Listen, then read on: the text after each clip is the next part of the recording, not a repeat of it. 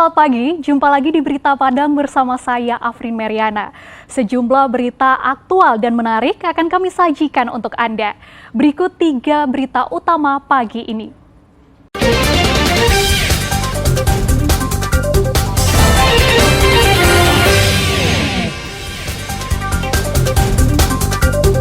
Baru diperbaiki dengan dana lebih dari 9 miliar rupiah. Jalan yang menghubungkan Padang Pariaman di Kecamatan Sungai Geringging terancam putus. 2 wanita pelaku melakukan tindak pidana perdagangan orang ditangkap Satreskrim Polres Sijunjung di 2 lokasi. Jorong Salido di Pasaman Barat direndam banjir. Hingga Darmasraya KLB demam berdarah, kami sampaikan dalam Padang Sepekan.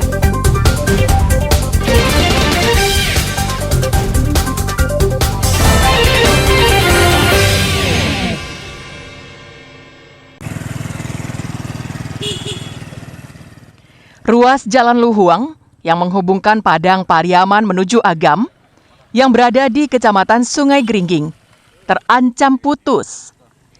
Padahal, jalan ini baru saja dikerjakan akhir tahun lalu dengan anggaran lebih dari 9 miliar rupiah.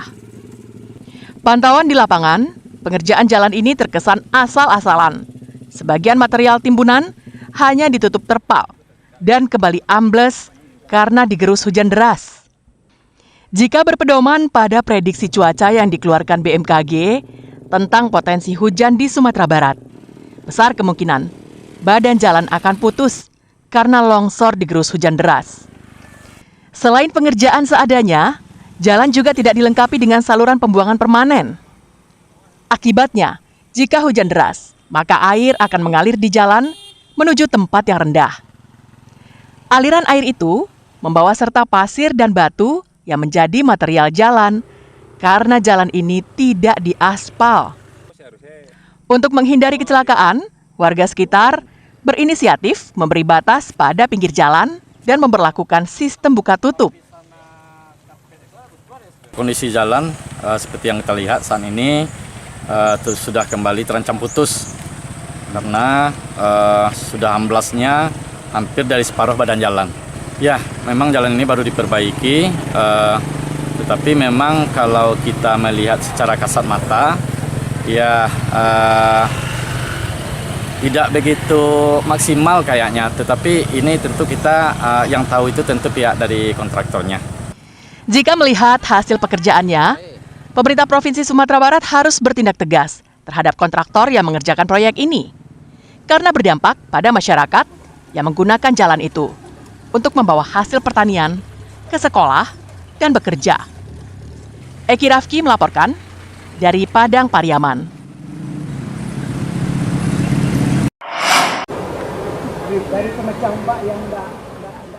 Batu grip pemecah ombak yang dibangun pemerintah sepertinya tak banyak membantu. Buktinya, abrasi pantai Pasir Jamba masih tetap terjadi. Bahkan dalam setahun terakhir, lebih dari 30 meter pasir di pantai itu telah menjadi lautan. Kondisi ini diperparah dengan anomali cuaca yang terjadi sejak pertengahan tahun lalu. Angin kencang dan ombak besar kerap menghantam objek wisata Pasir Jamba. Pohon cemara yang ditanam sebagai upaya untuk menghindari abrasi juga tak berfungsi. Puluhan pohon itu tumbang karena tanah tempat akarnya bertahan luruh di bawah air laut. Abrasi juga mengancam rumah warga dan puluhan pondok-pondok wisata tempat warga berjualan. Sebelum dihantam abrasi, Pasir Jamba terkenal dengan pantainya yang luas. Jika pasang surut, pengunjung bisa menjelajahinya hingga 200 meter. Namun jika pasang naik, air laut akan menutup pantai hingga setengahnya. Namun kini, kondisinya sangat berbeda. Jika pasang laut naik, maka pondok wisata pun ikut terendam air laut. Kondisi ini telah dilaporkan warga berulang kali ke pemerintah dan telah berulang kali pula ditinjau pejabat terkait. Kalau penanganan lanjutan secara fisiknya belum, tapi secara kedatangan dari pihak terkait sudah. Kalau tidak secepatnya diatasi, kemungkinan ya kita ini habis gitu. Kalau untuk rumah, 2 rumah. Pedagang yang berjualan di lokasi wisata ini sekitar 10 pedagang. Panjang terdampak sekitar 500 meter. Yang ditanam Pemko dulu itu udah tidak ada lagi cemarannya.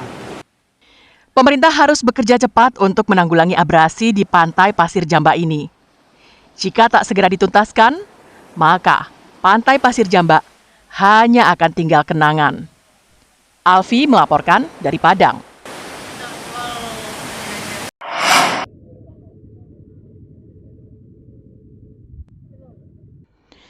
Meski tak ikut membuang sampah ke sungai, warga di Nagari Batang Harapan yang bermukim di Muara Batang Kapa terkena imbasnya. Ribuan kubik sampah menumpuk di muara sungai itu. Jika pasang laut naik atau debit sungai meninggi, maka sampah itu akan meluber ke permukiman dan perkebunan warga. Kondisi ini telah terjadi sejak 2 bulan lalu, saat cuaca ekstrim melanda Pasaman Barat. Hujan deras yang mengguyur daerah hulu Batang Kapa menghanyutkan sampah-sampah itu ke muara Batang Kapa. Beragam sampah menumpuk di muara itu, mulai dari sampah plastik, sampah rumah tangga, hingga batang kayu lapuk yang dihanyutkan air. Aparat pemerintahan Nagari menyerah dan angkat tangan untuk mengenyahkan sampah-sampah itu karena volumenya yang besar. Mereka berharap pemerintah kabupaten turun tangan mengevakuasinya dan membersihkan sungai dari sampah. Selain itu, pejabat wali nagari setempat berharap agar warga yang tinggal di sepanjang aliran Batang Kapa tidak membuang sampah ke sungai.